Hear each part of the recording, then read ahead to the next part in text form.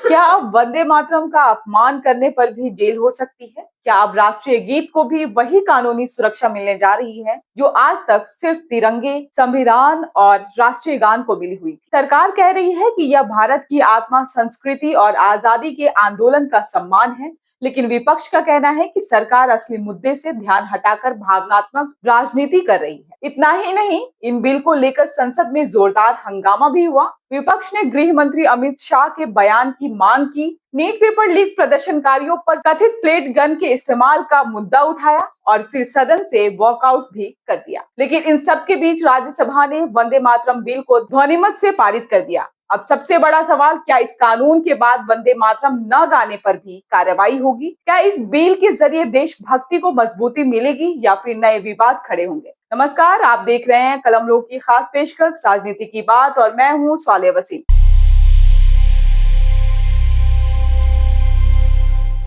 राज्यसभा ने हाल ही में वंदे मातरम संशोधन विधेयक को पारित कर दिया है। यह विधेयक prevention of insults to national honour act 1971 में संशोधन करता है। अब तक इस कानून के तहत केवल राष्ट्रीय ध्वज, संविधान और राष्ट्रीय गान जन गण मन का जानबूझकर अपमान करना अपराध माना जाता था, लेकिन इस संशोधन के बाद पहली बार राष्ट्रीय गीत वंदे मातरम को भी इस कानून के दायरे में लाया गया है।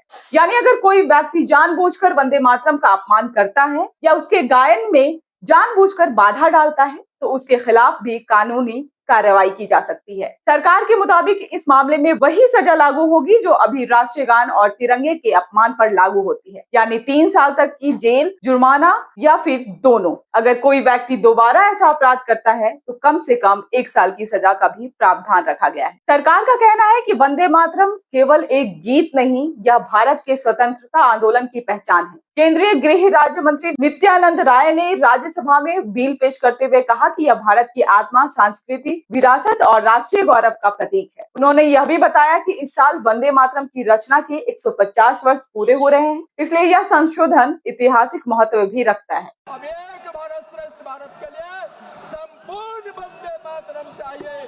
वंदे मातरम। महोदय, मैं प्रस्ताव करता हूं कि विधेयक पारित किया जाए।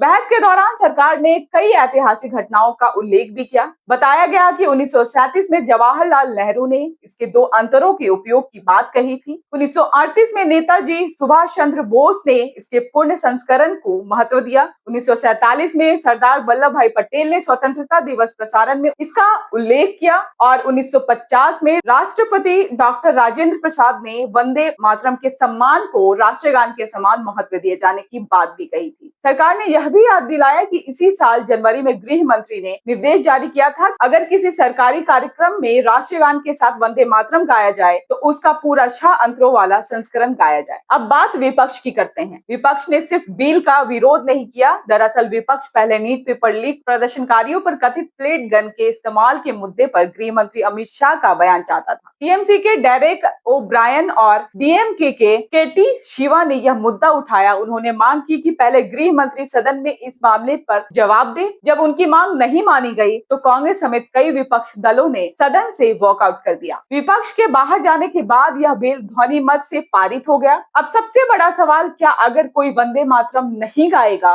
तो उसे जेल हो जाएगी? अब तक उपलब्ध जानकारी के मुताबिक इसका जवाब है नहीं। यह कानून गीत न गाने पर नहीं बल्कि जानबूझकर अपमान करने या जानबूझकर उसके गायन में बाधा डालने जैसी परिस्थितियों पर लागू होगा। यानी न गाना और अपमान करना 2 अलग बातें हैं। यही सरकार का कहना है कि इससे राष्ट्रीय गीत को वह सम्मान मिलेगा जिसका वह हकदार है। लेकिन कुछ विपक्षी दलों और कानूनी विशेषज्ञों का कहना है कि जानबूझकर अपमान की परिभाषा स्पष्ट होनी चाहिए ताकि भविष्य में किसी निर्दोष व्यक्ति पर इसका गलत इस्तेमाल ना हो। यही वजह है कि यह बिल संसद के अंदर और बाहर दोनों जगह चर्चा का विषय बना हुआ है। फिलहाल इतना साफ है कि राज्यसभा इस बिल को पारित कर चुकी है। अब इसका उद्देश्य वंदे मातरम को भी राष्ट्रीय सम्मान कानून के तहत कानूनी संरक्षण देना है। सरकार इसे देशभक्ति और राष्ट्रीय सम्मान का कदम बता रही है। वहीं विपक्षी प्रक्रिया प्राथमिकताओं और संभावित दुरुपयोग को लेकर सवाल उठा रहा है। आने वाले समय में यह देखना होगा कि यह कानून व्यवहार में किस तरह लागू होता है और इसका असर क्या पड़ता है। आपकी क्या राय है? क्या वंदे मातरम को यह कानूनी सुरक्षा मिलनी चाहिए या इस कानून में और स्पष्टता की जरूरत जरूरत है। कमेंट करके अपनी राय जरूर बताएं। वीडियो अच्छी लगे तो लाइक शेयर सब्सक्राइब जरूर करें। फिर मिलेंगे एक नए वीडियो के साथ, एक नए इन्फॉर्मेशन के साथ। तब तक के लिए नमस्कार।